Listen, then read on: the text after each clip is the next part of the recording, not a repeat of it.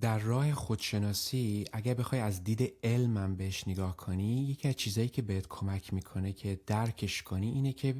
50% از خصوصیات اخلاقیت از اطلاعاتی هستش که از پدرت بهت رسیده و 50% از اطلاعاتی هستش که از طرف مادرت بهت رسیده، که این خصوصیاتی که از پدر و مادر 50-50 و همدیگه وصل شدن مثل محتویات و انگریدینت های یه نوع ساختار جدیدی میشن که یه خصوصیات اخلاقی جدیدی رو به وجود میاره که تو هستی. حالا کار سخت اینجاستش که بیای ببینی چه خصوصیات اخلاق مثبتی از طرف پدرت و چه خصوصیات منفی از طرف پدرت بهت رسیده و همچنین چه خصوصیات اخلاقی مثبت و منفی از طرف مادرت بهت رسیده. اینا رو باید خیلی صادقانه بررسیشون کنی، بذاریشون زیر میکروسکوپ، ببینی که آره واقعا این خصوصیات منفی رو از پدرم گرفتم، این خصوصیات منفی رو از مادرم گرفتم و همچنین اخلاقای مثبتی که از هر کدوم بهت رسیده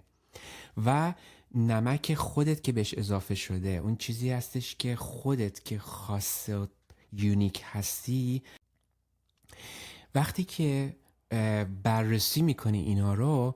میبینی که آره من میتونم اول از هر چیز روی اخلاقهای منفی خودم کار کنم که حالا میتونم تشخیص بدم بعضیاشون از پدر اومده، بعضیا از طرف مادری اومده بهم. یکی از اشخاصی که میتونه کمکت کنه در این راه که خودتو بهتر بررسی کنی بدون اینکه نقاب ایگو بذاره مخالفت کنه، اینه که با حرفای همسرت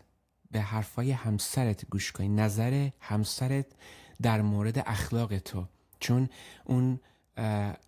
پارتنرت، همسرت و حتی بعضی از دوستان بسیار نزدیکت که صادقانه بهترین دوستت هستن، اونها هم میتونن راهنمای خوبی باشن. چرا که این اشخاصی که بتونن اخلاقهای منفی تو بهت بشناسونن مثل این میمونه که نقطه کور تو بهت نشون میدن.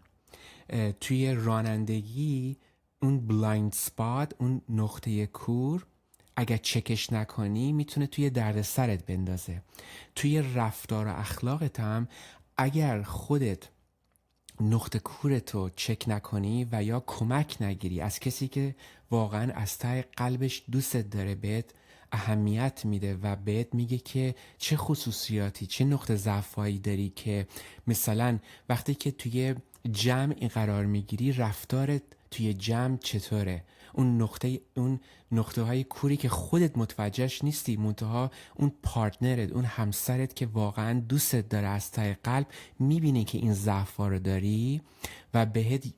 گوشزد میکنه، میاره جلوی چشمت، باید پذیرای اینا باشی. اینا طلا هستن، نکته های با این که بیشتر موقع شنیدنشون سخته، ولی اگه پذیرای این انتقادات باشی و